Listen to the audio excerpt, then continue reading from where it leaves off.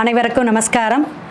ஓம் பூச்சியாய ராகவேந்திராய சத்திய தர்ம ரதாயச பஜத்தாம் கல்ப விருஷாய நமதாம் காமதேனுவே. ஸ்ரீ ராகவேந்திரோடைய பொற்பாதம் தொட்டு வணங்கி குரு வாழ்க, குருவே துணை.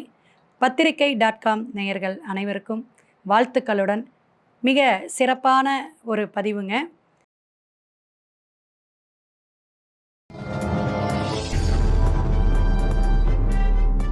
மேசராசி நேயர்களே, செவ்வாயுடைய ஆதிக்கம் அதிபதிங்க. சனி பகவான் பார்த்தீங்கன்னா உங்களுக்கு நீசம் அப்படிங்கிற ஒரு அமைப்பு உண்டு.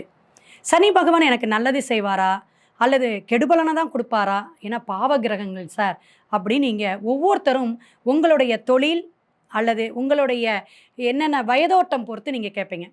மேசத்திற்கு 7.5 சனியா? ஆமாம். 12ஆம் இடத்துல பெயரக்கூடிய குருவுடைய இடத்துல மீனத்தில் பெயரக்கூடிய அமைப்பு மேஷத்துக்கு சில விஷயங்களை கண்டிப்பாக மாற்றத்தை கொடுப்பார். மேசராசிக்காரங்களுக்கு எப்படின்னா சமாளிக்கக்கூடிய திறமை உண்டு, அதிகாரம். எதா இருந்தாலும் தன்னுடைய விஷயத்தில் முன்னிருந்து எடுத்துக்காட்டாக வாழக்கூடியவங்க. வீட்டாக இருந்தாலும் நான் தான் வச்ச சட்டங்க, அவரு வீட்டுக்காரர் பேச்சை கேட்குற மாதிரி தான் கேட்பேன், ஆனால் நான் என்ன சமையல், நான் இன்றைக்கி என்ன விஷயம் நான் செலக்ட் பண்ணி வச்சுருக்கணும் அதை தான் செய்வேன். அந்த ஆதிக்கம் இருக்கும் உங்ககிட்ட. அப்போ சனி பகவான் உங்களுடைய தாக்கத்தில் இருக்குமானா கெட்டவன் கிட்டிடில்னு ஒரு ஞாபகம் வச்சுக்கோங்க. ஏன்னா உங்களுக்கு நீசம்.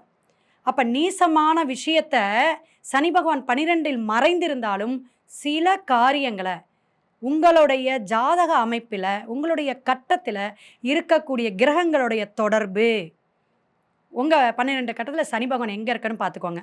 உங்கள் தசாபுத்தி பார்த்துங்க. அதன்படி தான் உங்களுக்கு பலாபலன் நடக்கும். இந்த 2.5 ஆண்டுகள், இந்த 2.5 வருஷம் சமாளிக்க முடியுமா மேடம்? 12இல் மறைஞ்சிருக்கிறாரே, என்னென்ன விரயத்தை கொடுப்பாரு, என்னென்ன கஷ்டத்தை கொடுப்பாரு அப்படின்னா உங்கள் ஜாதகத்தை பார்த்துக்கணும். ஏன்னா இது பொது பலன், இது கோச்சார கிரகத்துடைய அமைப்பில் தான் நம்ம இதை சொல்கிறோம்.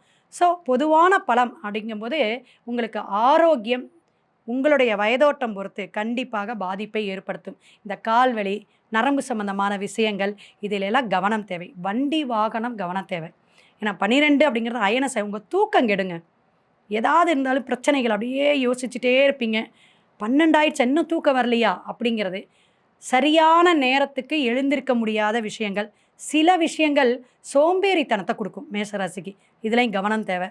நம்ம முயற்சி பண்ணிக்கிட்டே இருக்கேன், சரி அப்புறம் பார்த்துக்கலாம் அப்படின்னு சில விஷயங்களை நீங்கள் ஒதுக்கி போடுறது, அடுத்தது தள்ளி போடுறக்கூடிய அமைப்பு இருக்கும். தொழில் விஷயம், தொழில் அதிபராக இருக்கிறது, ஒரு 50 பேர்த்த 40 பேர்த்த வச்சு நீங்கள் நிர்வாகம் பண்ணக்கூடிய தலைமையில் இருக்கீங்கன்னு வச்சுங்களேன், பல சில தடுமாற்றங்கள். யாருனால அப்படின்னு பார்த்தீங்கன்னா லேபர்ஸ் பிரச்சனை வரும். அப்போ அவங்கக்கிட்ட கொஞ்சம் பணிவாக அன்பாக ஏதாவது ஒரு இன்க்ரிமெண்ட் கொடுத்து கொஞ்சம் கவனமாக நீங்கள் நடந்துக்கிறது நல்லது. தலைமைத்துவமாக இருக்கிறவங்க, அரசியல் சார்ந்து எந்த துறையில் இருந்தாலும் சரி, அதாவது வர்த்தக தொடர்பும்பாங்க, வெளிநாடு தொடர்பும்பாங்க, இதுக்கெல்லாம் ஒரு சின்ன விஷயங்கள் தடுமாற்றம், ஒரு தடை அதற்காக கொஞ்சம் நல்லா யோசித்து முடிவெடுக்கக்கூடிய காலகட்டமெல்லாம் வருங்க. ஒவ்வொரு கிரக பெயர்ச்சியும் நமக்கு மாதக்கோள்கள் பெயர்ச்சி இருக்குது, வருடக்கோள்கள் பெயர்ச்சி இருக்குது.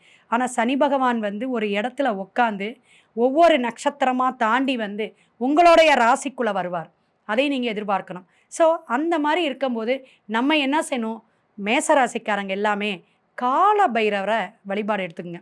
தர்ம சிந்தனை விடவே கூடாது. ஏன்னா சூரியன் உச்சம் பெற இடம் உங்களோட இடம். இப்போ பாருங்களேன், அஸ்வினி பரணி கிருத்திகை 1ஆம் பாதம் இருப்பினும் உங்களுடைய ராசிநாதன் நல்ல சப்போர்ட் பண்ணிகிட்டு இருந்தார், உங்களுடைய ஜாதக கட்டத்தில் நல்ல வலிமையாக இருந்தார்னா ஜெயிக்கக்கூடிய அமைப்பு உண்டுங்க. ஏன்னா மேசமே தலைமைன்னு அர்த்தம். அப்போ உங்களுக்கு சனி பகவான் ஒரு தாக்கத்தை கொடுத்தாலும் மற்ற விதத்தில் உங்களுக்கு உதவியை கொடுப்பார், நல்ல ஒரு செயல்பாட்டை கொடுப்பார், திறமையை வளர்த்து விடுவார், நிறைய வாய்ப்புகளை கொடுப்பார். அதை நீங்கள் சோம்பேறித்தனம் பார்க்காமல் நழுவ விடாமல் நிறைய உழைப்புங்க. ஏன்னா உழைச்சிட்டாவே கண்டிப்பாக சனி பகவான் ஒன்றுமே பண்ண மாட்டார்.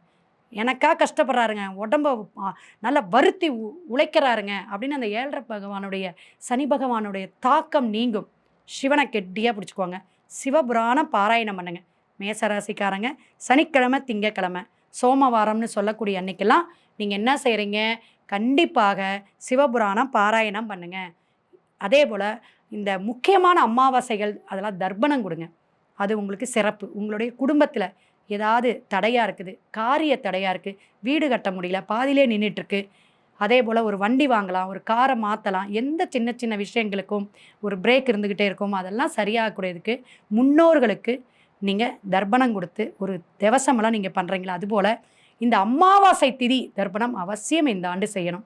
இது உங்களுக்கு நல்ல விஷயத்தை கொடுக்கும். ஏன்னா குரு பகவானுடைய பயிற்சியும் வச்சு தான் அதை சொல்கிறோம்.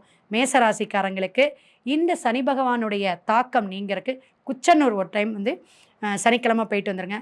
கால பைரவர் அஷ்டமி தினத்திலேயோ அல்லது நீங்கள் பிறந்த கிழமையிலேயோ போயிட்டு மாதந்தோறுமே வழிபாடு எடுத்துகிட்டு வாங்க. செவ்வரளி, அதே போல் தேங்காய் எண்ணெயில் தேங்காயில் சந்தேகம் இருந்தால் ஃபோன் பண்ணி கேளுங்க, எப்படி தீபம் போடணும், எந்த ஓரையில் போடணும் அப்படிங்கிறதெல்லாம் சொல்லலாம். சிவாய நம.